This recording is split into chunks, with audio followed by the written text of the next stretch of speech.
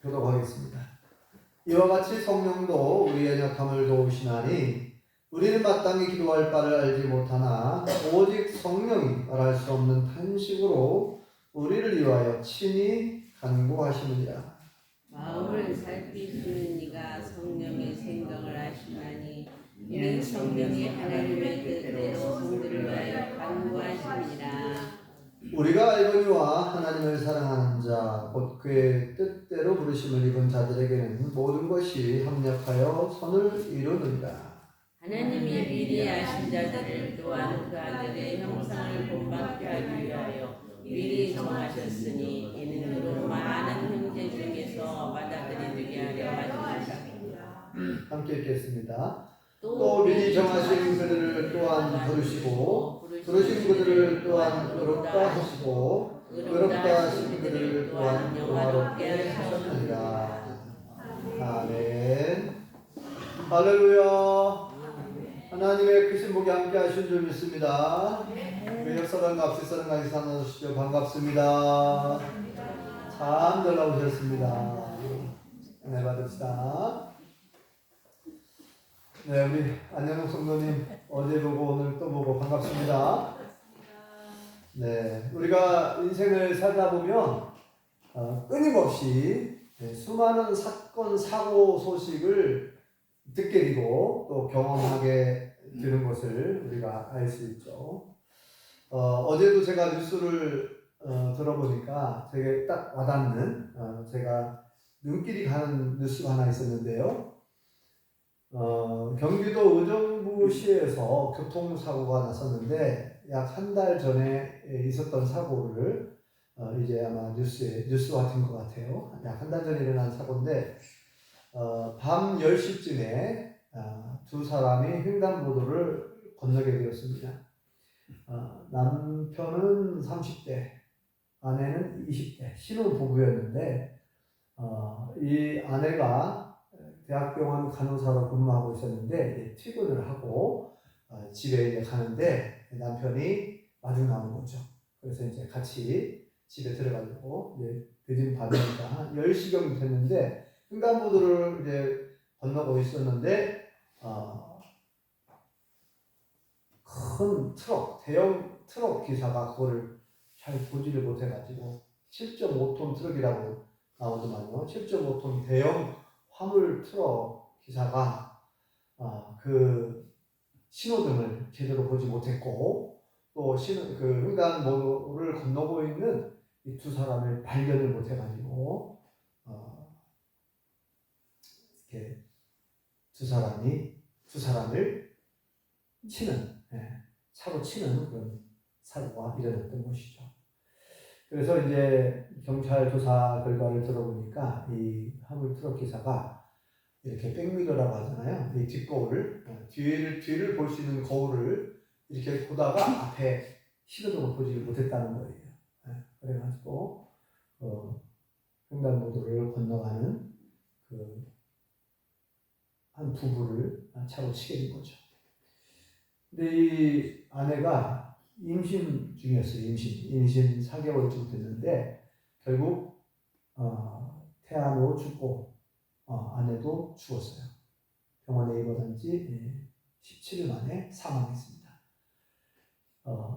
그래가지고 이제 그 남편만 30대 남편만 이제 살았는데 남편도 이제 다쳤죠. 다치고 이제 치료 중에 있는데 그 인터뷰한 내용을 이렇게 기사로 그 앵커가 내고 있더라고요. 인터뷰한 거 녹음한 거를 이렇게 들어보니까 얼마나 괴롭겠어요. 갑자기 그런 이제 신혼부부인데 결혼한 지 얼마 안 된 신혼부부인데 아내를 잃고 태아도 같이 잃고 자기만 혼자 살았는데 그게 너무 괴로운 거예요. 왜 이런 일이 일어나고 왜 아내와 아이는 죽고 나만 살았을까? 이렇게 막 괴롭다는 거죠. 그렇게 표현하는 걸 봤습니다. 자, 이렇게 이해할 수 없는 고통, 이해할 수 없는 고난, 아무런 잘못이 없는데 나는 아무런 잘못이 없는데 때때로 이렇게 이해할 수 없는 고난과 고통이 찾아올 수 있다는 거죠. 또 억울한 일이 하고 억울한 일 당하게 되는 일이 있습니다. 그래서 이제 예수님 믿는 사람들에게도 이런 일이 일어나죠.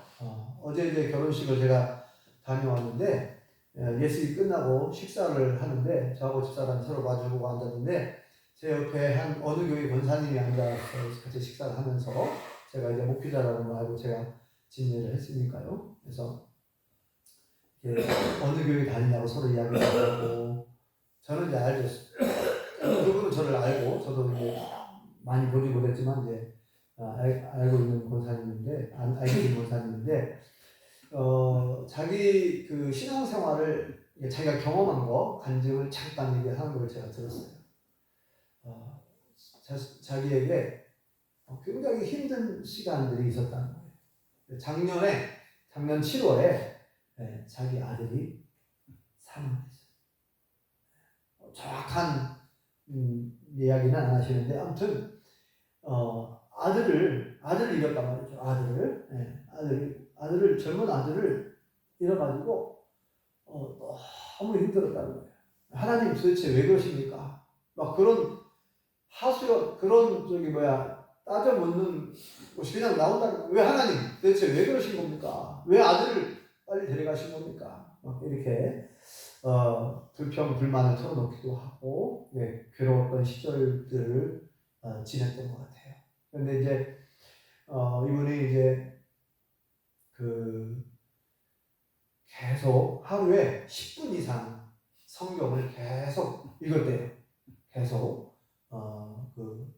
생활지원사 일을 하셨는데 노인분들에게 또 이렇게 성경도 읽어주기도 하고 읽으면서 자기가 은혜를 받았다고 하더라고요. 성경을 거의 매일 10분 이상 성경을 읽어주면서 자기도 말씀을 읽고 들으면서 은혜를 받았다고 하더라고요. 그래서 그 하나님께서 이 아픔의 시간들을 이겨낼 수 있는 힘을 주셨다고, 말씀을 통해서 힘을 주셨다고 그렇게 간증하는 걸 제가 잠깐 들었습니다.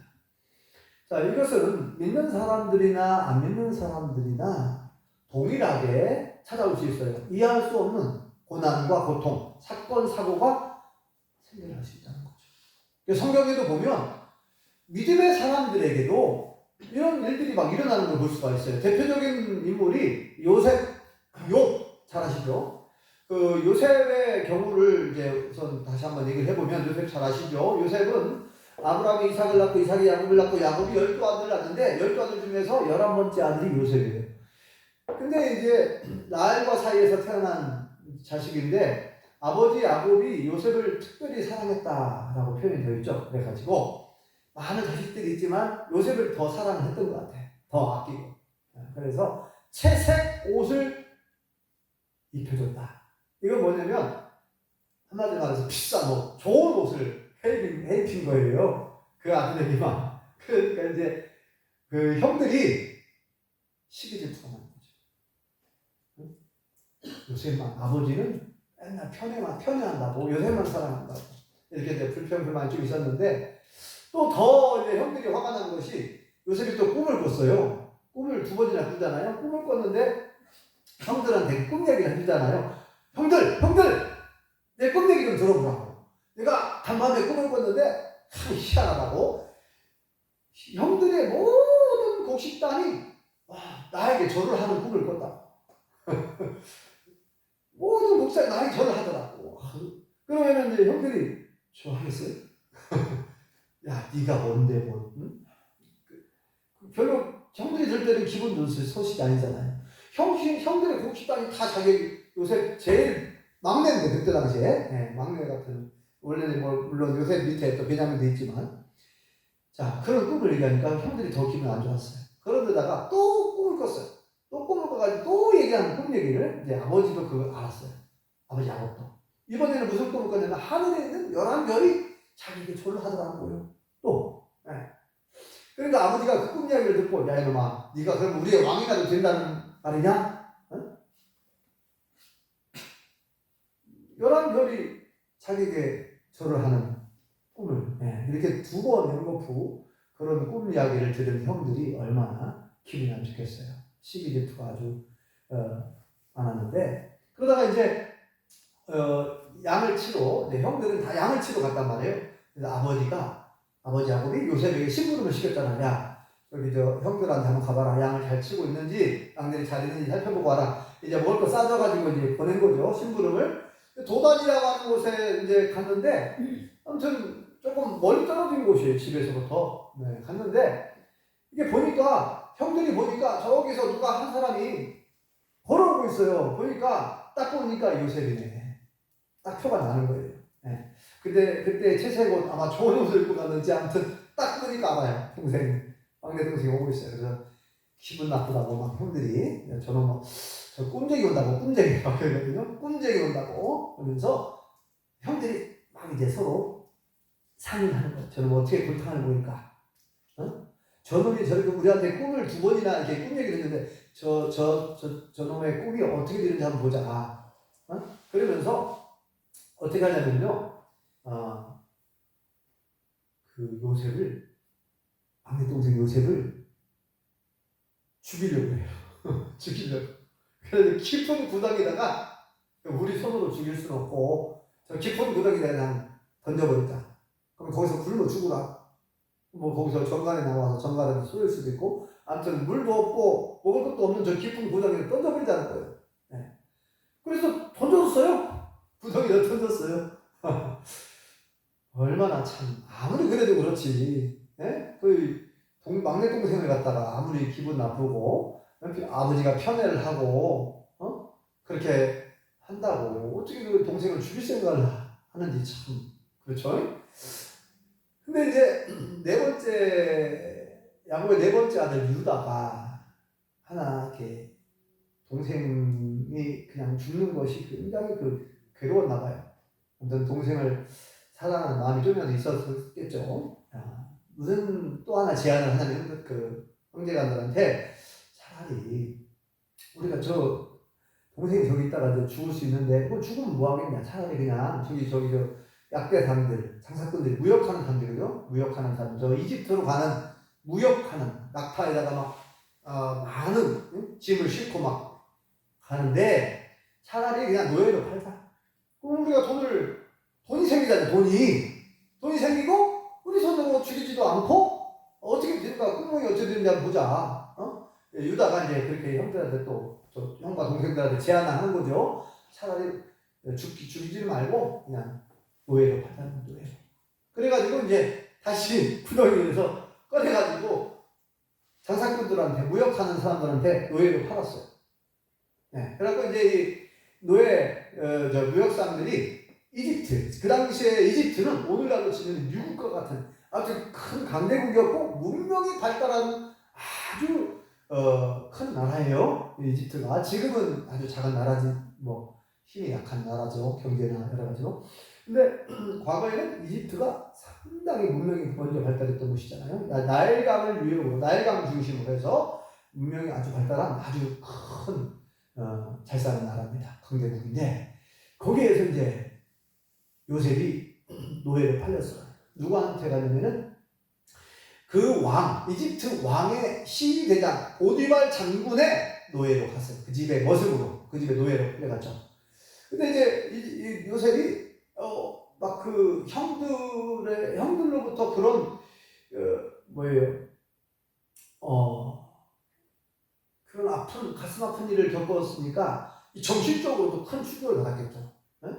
형들이 나를 미워해도 그렇지 나를 죽이려고 하다니 노예로 팔다니 뭐 별생 생각 다 했겠죠. 그래서 굉장히 마음이 힘들었을 텐데 어쨌든 그 노예로 팔려간 그 보디발 장군 집에서 아주 성실하게 열심히 주어진 일을 잘 감당을 하죠. 그래서 이제 주인에게 인정받습니다. 어떤 노예보다 어떤 모선보다도 너무 일을 성실하게 잘해가지고 이쁨을 받아요. 그래가지고 그 집에 가정 총무를 맡깁니다. 쉽게 말하면 모든 머슴들 중에서 대장 가정 총무를 맡겨요. 하나님의 은혜죠. 하나님의 은혜로.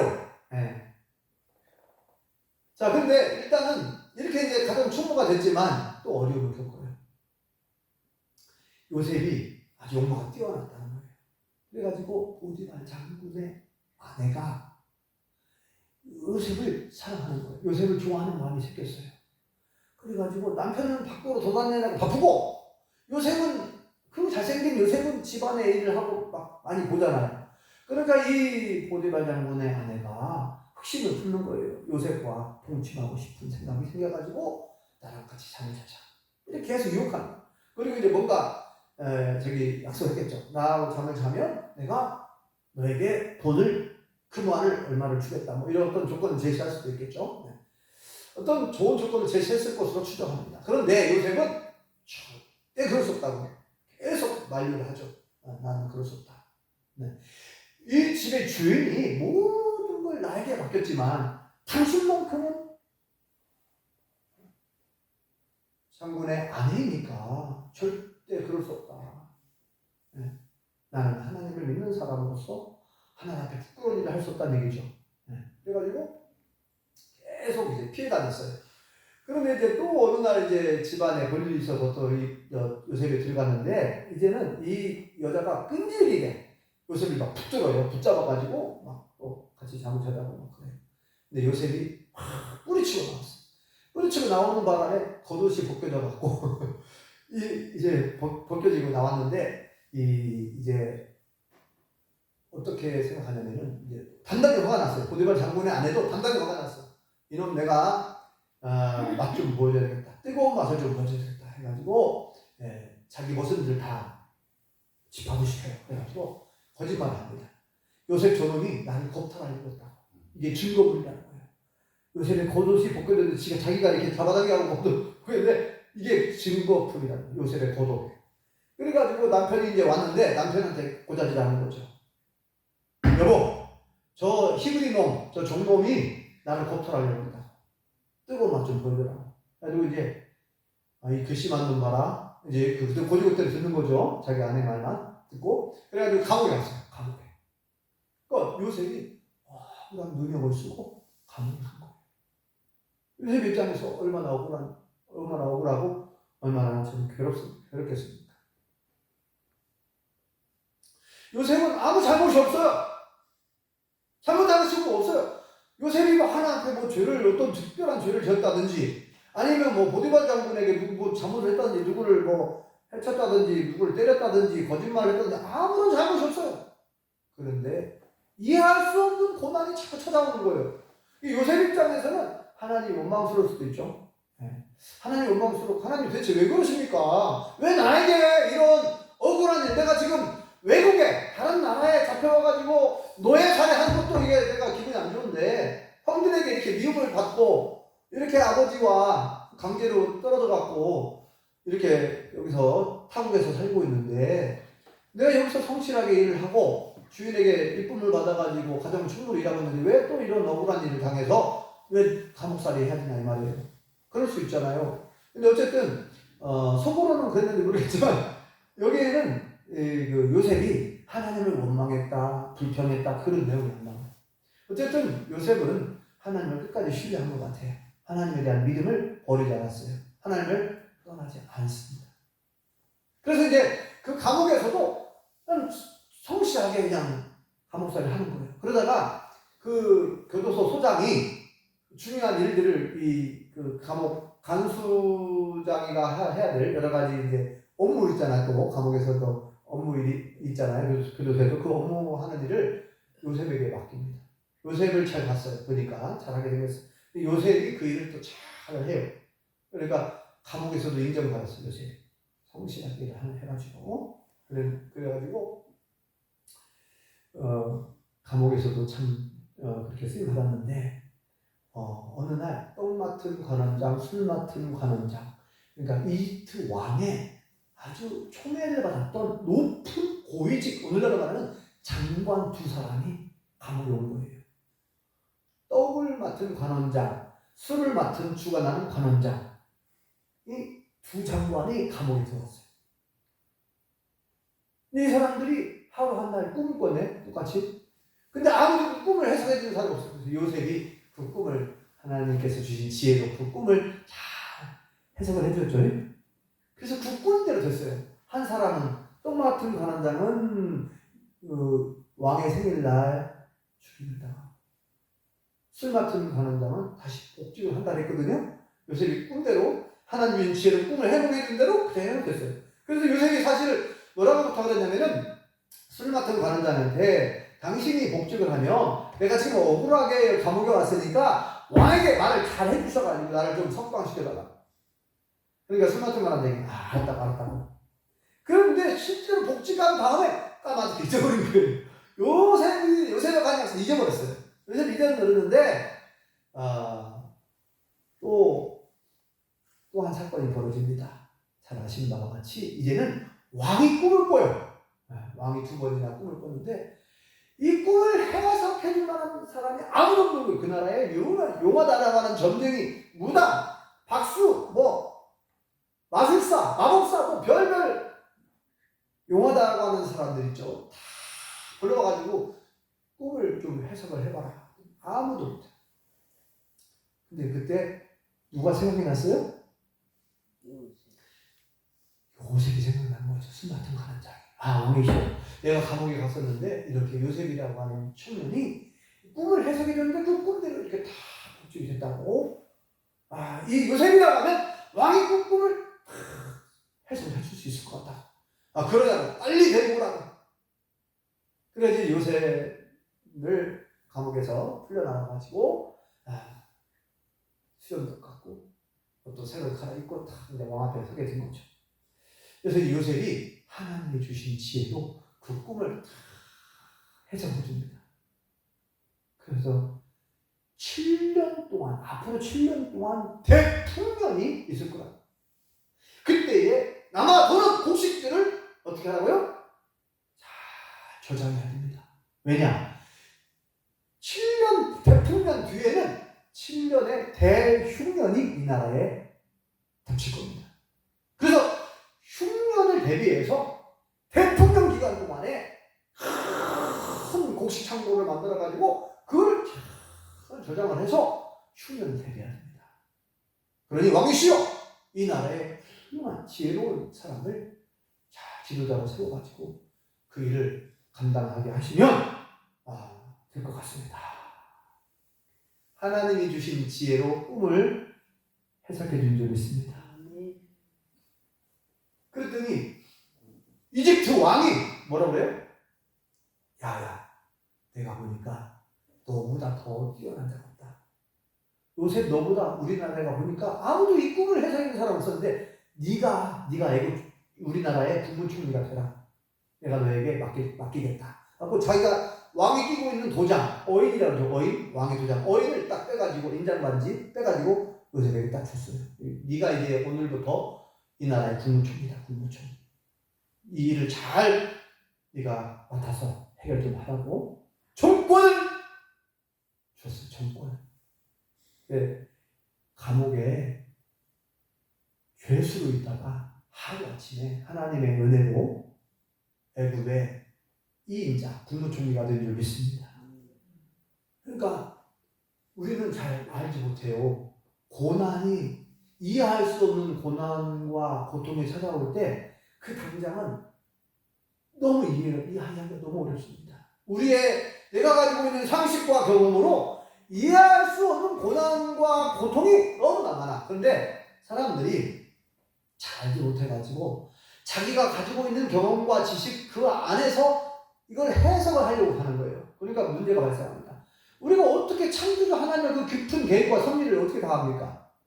근데 물론 그 일을 당한 자식을 먼저 떠나보낸 내 아들이 왜 나 결혼도 하기 전에 내 젊은 아들이 왜 꽃을 피기를 전에 왜 죽었을까? 왜 하나님은 왜 이런 아픔을 나에게 주시는가? 이해할 수 없죠. 너무나 화가 나죠. 너무나 고통스럽죠. 당사자는 당장 너무나 이해하기 어려운 거예요.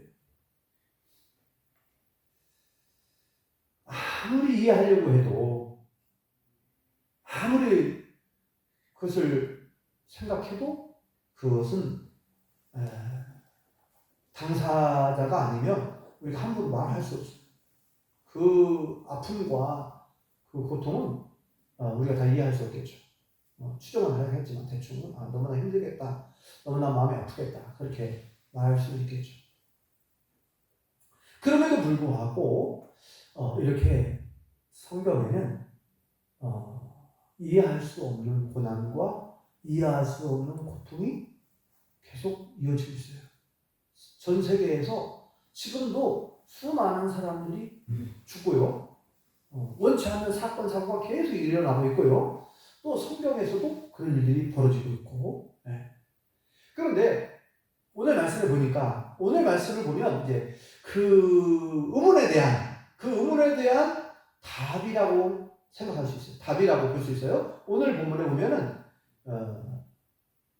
이해가 좀 되는 말씀입니다. 자, 한번 같이 한번 읽어보실까요? 28절 한번 읽어보겠습니다. 28절 시작. 우리가 알거니와 하나님을 사랑하는 자, 곧 그의 뜻대로 부르심을 입은 자들에게는 모든 것이 협력하여 선을 이루느니라. 아멘. 오늘 말씀의 제목을 제가 선을 이루느니라라고 적었거든요. 오늘 말씀 나오는 것처럼. 근데 앞부분에 뭐냐면, 자, 가로 안에는 합력하여 선을 이루심 그랬죠. 자, 모든 것이 합력하여 선을 이루신다. 그러니까 하나님은, 다시 한번 우리가 정리해 볼까요? 하나님은 항상 옳으신 일만 하시는 줄 믿습니다. 하나님은 절대 거짓말 하실 수가 없고, 하나님은 절대 나쁜 일을 하실 수가 없어요. 하나님의 속성상 하나님은 선하신 분이기 때문에, 하나님은 사랑의 하나님이시고 선하신 분이니까, 거룩한 분이니까 하나님의 속성상 절대 나쁜 일을 하실 수가 없어요. 절대 거짓말을 못해요. 하나님의 속성상 안 하시는 거죠. 못한다라기보다는 안 하시는 거죠. 네. 그러니까 우리가 생각할 때, 왜 이렇게 나에게 억울한 일을 허락하십니까, 하나님? 그렇게 말할 수 있겠죠. 나는 아무런 죄가 없는데, 나는 아무런 잘못이 없는데, 왜 나에게 이런 슬픔, 나에게 왜 이런 고통, 내가 왜 벌을 받아야 됩니까, 하나님? 나는 아무 잘못이 없는데? 그렇게 말할 수 있잖아요. 그런 말 하잖아요. 그런데, 또 성경에 보니까 태어나면서부터 장애로 태어난 사람이 있어요. 태어나면서부터 앞을 못 보는 사람, 태어나면서부터 걷지를 못하는 사람이 태어나기도 해요. 그래서 물어보잖아요, 제자들이. 주님, 이 사람은 자신의 죄 때문에 그렇습니까? 부모님의 죄 때문에 이렇게 장애인으로 태어난 겁니까? 물어보잖아요. 그러니까 예수님 뭐라고 말씀하셨죠? 아니다. 물론 이제 그 부모의 죄 때문에 그 유전으로 인해서 그렇게 뭐 병이 오기도 하죠. 근데 예수님이 이제 뭐라고 말씀하냐면, 아니다. 이 부모의 죄 때문도 아니고, 이 사람의 죄 때문도 아니고, 하나님께서 하고자 하시는 일을 그에게 나타내려고 이렇게 된 것이다. 그런 말씀 하잖아요. 그리고 나사로가 병들어 죽었을 때도 뭐라고 하시나요? 예수님께서 이 나사로가 병들어 죽게 된 것은 그러니까 하나님께서 하시고자 하는 일을 나타내려고 한다는 것. 그를 통해서 이렇게 말씀하신 적이 있죠. 그래서 뭐라고 말씀하냐면, 우리가 이해할 수 있는 근거 다 이해를 못하더라도 오늘 말씀을 통해서 보면 하나님은 모든 것을 종합해가지고 합력하여 선을 이루신다는 거예요. 그러니까 일단 아까 요셉 사건만 봅시다. 요셉 사건만 보면 요셉의 입장에서는 정말 이해하기 어려운 고통을 계속 겪었어요. 그런데 30세가 되었을 때 이제 애굽의 국무총리가 됐거든요. 국무총리가 돼가지고 자기 가족들도 다 이제 7년 대흉년에 이제 가족들도 이제 굶어 죽게 생겼는데, 저 이집트에 가면 먹을 것이 있다더라고. 이제 형들이 먹을 걸 사러 오잖아요. 그리고 형들하고 이제 만나게 돼요. 이 사람한테 상봉하게 돼요. 그 형들은 도저히 생각을 못했어요. 그냥 애굽에 노예로 팔려갔으니까 어디서 노예로 살고 있겠지, 그렇게 생각했는데 국무총리가 됐을 거라는 건 전혀 생각 못했죠. 못 알아봅니다, 처음에. 요셉이 자기 자신 신분을 밝히게 되는데, 그래서 이제 다 굶어 죽게 생겼는데 가서 형들 아버님이랑 모시고 오라고 다 온 가족을 다 모시고 70여 명의 가족 다 이사 오도록 해요. 그리고 이제 왕이 또 그렇게 배려를 하고, 그래서 이집트의 고생 지역에서 가족들이 다 살게 합니다. 거기서 430년간 살면서 이제 큰 민족을 이루어요. 예, 아브라함에게 하셨던 약속이 드디어 이루어지죠. 예, 아브라함에게 내가 너로 하여금 큰 민족을 이루게 하겠다 그랬잖아요. 이제 하나님께서 아브라함과 이삭과 야곱에게 한 약속을 이루시려고 했는데 인간의 어떤 죄악된 모습, 그런 그 형들이 시기하고 질투해서 요셉을 노예로 팔았지만 그것까지도 하나님은 그것을 선으로 바꾸시는 거예요. 그것조차도 하나님께서 섭리하셔서 요셉이 그 구덩이에 빠졌는데 거기서 내버려두면 죽잖아요. 그러니까 노예로 팔려가끔 했는데 내버려둔 거죠. 그것까지도 하나님께서 섭리하셔가지고 마침내 요셉을 다시 세워주시는 거예요. 그 꿈 보여주시는 꿈대로. 그죠? 그래서 이제 형들 다 와서 절을 하잖아요. 요셉에게. 실제로 그 꿈이 다 이루어지죠. 자, 합력하여 선을 이루어주신 줄 믿습니다. 요셉의 가족이 다 구원을 받게 된 거예요, 결국은. 자, 그래서 요셉 뭐라고 그러냐면, 형들, 걱정하지 마시라고. 염려하지 마시라고. 형들이 나를 판 게 아니라, 하나님이 나를 먼저 앞서서, 이집트에, 애굽에 보낸 거라고. 미리 보냈다고. 우리를 구원하려고. 미리 보냈다고. 형들 전혀 걱정하지 마. 염려하지 마. 형들을 다 안심을 시켜줘. 이게 하나님의 섭리였다는 거죠. 나중에 알게 된 거죠. 내가 형들로부터 미움을 사고 시기 질투를 사고 형들로부터 죽임을 당할 위험도 있었지만 하나님께서는 이 모든 것을 종합하여 합력하여 선을 이루어 주셨다는 것을 알게 된 거죠. 네. 우리 사랑하는 성도님들도 이 땅에 살아가는 동안 하나님 나라 갈 때까지 내 앞에 어떤 사건, 사고가 일어날지 몰라요. 아무도 몰라요. 중요한 것은 우리가 잊어버리지 말아야 될 것이 있는데 하나님은 항상 선하시다는 것이에요. 하나님은 항상 옳으신 줄 믿습니다. 그리고 하나님의 그 계획과 뜻은 너무나 높아서 우리가 다 이해를 못한다는 거예요. 그러니까 내가 가지고 있는 상식과 경험으로 이해하려고 막 하지 마세요. 그걸 아예. 왜냐면 어떻게 하나님의 그 깊은 뜻과 계획 어떻게 우리가 다 이해를 합니까?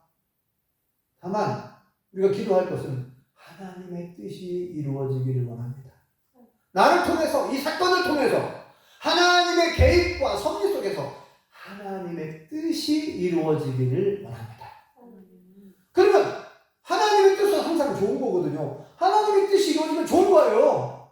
결국 하나님의 뜻이 이루어졌잖아요. 그래서 그 요셉의 모든 가족이 다 구원을 받았고 큰 민족을 이루었고 한 나라가 탄생했잖아요. 이스라엘이라고 하는 나라가. 결국은 하나님께서는 악을 선으로 바꿔주시기도 하고 모든 것을 합력하여 선을 이루어주시는 분이니까 내가 가지고 있는 조그마한 그런 상식과 경험을 가지고 내 지식을 가지고 하나님을 판단하려고 하지 말라는 거예요. 어떤 사건은 한 번에 평가하고 판단하고 막 정죄하고 하나님 원망하고 불평할 필요가 없어요. 그렇게 하지 마시기 바랍니다. 그래서 뭐라고 말씀합니까? 성경은 기뻐하라. 왜요? 하나님은 항상 선하시고 항상 옳은 일만 하시고 우리에게 허락한 이 모든 고난도 뜻이 있어서 우리를 위해서 허락한 거거든요. 그래서 항상 기뻐하라. 그래서 하나님을 신뢰하고 하나님은 나에게 이런 고난을 주신 것은 이 고난을 통해서 나를 어떻게 쓰시려고 하는가. 기대가 된다. 이렇게 희망을 기뻐하는 거. 그리고 뭐래요? 대신 쉬지 말고 기도하래. 하나님의 뜻이 이루어지도록. 그리고 이 아픔을, 이 고난을 하나님 잘 견뎌내고 잘 이겨내게 달라고. 믿음을 달라고. 기도하고. 그 다음에 뭐예요? 범사에 감사해요. 그런 일이 일어났을 때 감사할 수 있어요, 우리가. 왜요? 하나님을 믿는 사람이라면 하나님은 모든 나라의 흥망 성쇠와 우리의 생사화복을 하나님 주관하시는 줄 믿습니다. 그리고 하나님을 믿으시라. 믿음으로 그 일도 감사하라. 내가 교통사고 당했다. 그것도 감사할 수 있어야 돼. 내가 살아있는 것도 감사한 거. 하나님 어떻게 이 사건 사고를 통해 어떤 일을 하실지 몰라요. 그래서 오늘 뭐라고 말씀하냐면요. 우리의 연약함을 아시고 성령님께서 우리를 위해 기도해 주십니다. 얼마나 감사한 일입니까? 자, 26절을 한번 읽어볼까요? 26절 시작. 이와 같이 성령도 우리의 연약함을 도우시나니 우리는 마땅히 기도할 바를 알지 못하나 오직 성령이 말할 수 없는 탄식으로 우리를 위하여 친히 간구하시느니라. 아멘. 여러분, 우리가 무엇을 기도해야 될지, 어떻게 기도해야 될지, 그런 슬픈 일을 당하고 아픈 일을 겪으면 고통을 당하고 내가 생각지도 못한 일이, 갑작스러운 일이 막 일어났을 때 이거 너무나 황당하고 그런 일이 일어나면 마땅히 우리가 어떻게 기도해야 할지 몰라요. 그런데 하나님 어떻게 해요? 그 말 한마디만 해도 하나님 어떻게 합니까? 하나님 어떻게 해요? 왜 이런 일이 일어났어요? 그도 다 기도해요. 그런 얘기만 해도 우리가 연약해서 다 알지 못한다는 거예요. 근데 하나님의 영, 성령님은 다 아시잖아요. 성령님이 내 대신 기도해 주시는 거예요. 하나님. 여기 나오잖아요. 우리 연약함을 아시고 신이 간구한다. 간절히 구한다. 간절히 기도하는 걸 간구라고 해요. 간절히 우리를 대신해서 성령님이 기도해 주신다는 거예요. 얼마나 위로가 되게 힘이 됩니까? 성령님은 항상 우리 안에, 내 안에 계신 줄 믿습니다. 중요한 건 그것을 인식하고 인정하는 게 중요해요. 하나님께서, 하나님의 영이 내 안에 계시고 내가 그냥 그분을 그냥 어떻게 해요? 이렇게 그 존재를 인식을 해야 돼요. 내 안에 계신다는 걸 믿고 성령님, 하나님, 예수님 어떻게 하면 좋겠습니까? 내가 이렇게 갑자기 슬픈 일을 하면 내가 어떻게 해야 돼요?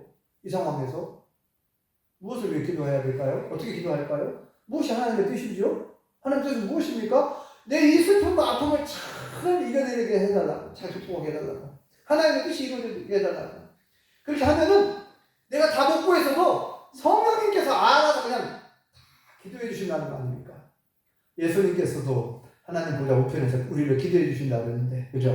그래서 성령님이 우리를 기도해 주신다는 말이 여기 많이 나오는데, 자, 27절도 한번 읽어봅시다. 27절 시작. 마음을 살피시는 이가 성령의 생각을 하시나니 이는 성령이 하나님의 뜻대로 성도를 위하여 간구하시니라. 아멘. 성령님께서 하나님의 뜻대로 성도를 위해 기도해 주신다고. 우리는 하나님의 뜻을 다 알지 못해요. 그런데 성령님은 하나님의 뜻을 너무나 정확하게 알고 계시거든요. 그래서 하나님의 뜻대로 우리를 위해서 기도해 주신대요. 성령님께서. 그러니까 아무리 큰 사건, 사고가, 아무리 큰 아픈 일이 있어도 우리가 너무 걱정하지 말라고 하잖아요. 아무것도 염려하지 말라. 그냥 아무런 근거 없이 아무것도 염려하지 말라고 하는 게 아니라 이렇게 얘기해 주시잖아요. 성령님이 다 알고 계시고 우리의 연약함을 아시고 우리를 대신해서 하나님의 뜻대로 우리를 기도해 주시니까 그것도 염려하지 말고 나에게 맡기라고 하잖아요. 맡겨라, 나에게.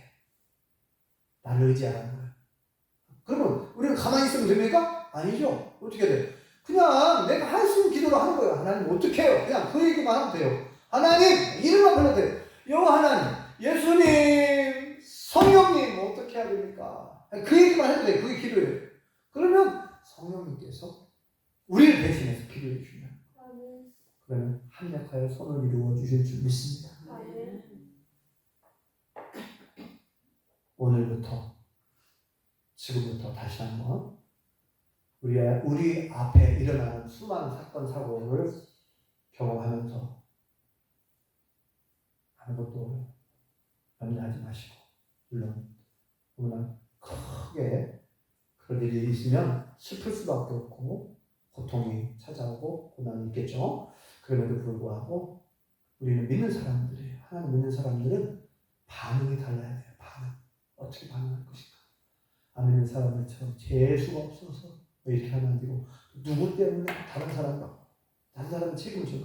누구 때문에 그렇다고, 어? 당신 때문에 그렇다고 이렇게 다른 사람에게 책임 전가시키지 말고, 네. 하나님을 의지하고 성령님을 의지하여 기도하시고 여러분들을 통해서 하나님의 뜻이 이루어지고 합력하여 손을 이루는 역사가 일어나고 그걸 경험할 수 있기를 예수님의 이름으로 축원합니다. 기도하겠습니다. 여호와 하나님, 은혜를 감사합니다. 오늘 말씀을 통하여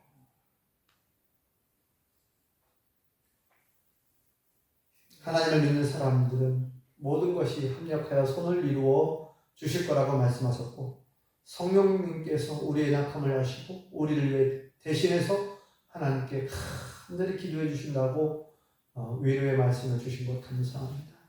우리가 살다 보면 원치 않은 사건, 사고, 억울한 누명을 쓰고 감옥에 가거나 정말 억울하게 벌을 받는 일도 일어날 수 있는데, 그럴 때마다 낙심하지 말고 절망하지 말고 하나님을 바라보고 하나님께 기도하면서 하나님의 뜻이 이루어지도록 이 모든 것이 합력하여 손을 이루어 주시기를 간절히 기도하는, 그래서 살아계신 하나님을 경험하고 하나님을 간증할 수 있는 우리 모두가 될 수 있게 우리를 도와 주시옵소서.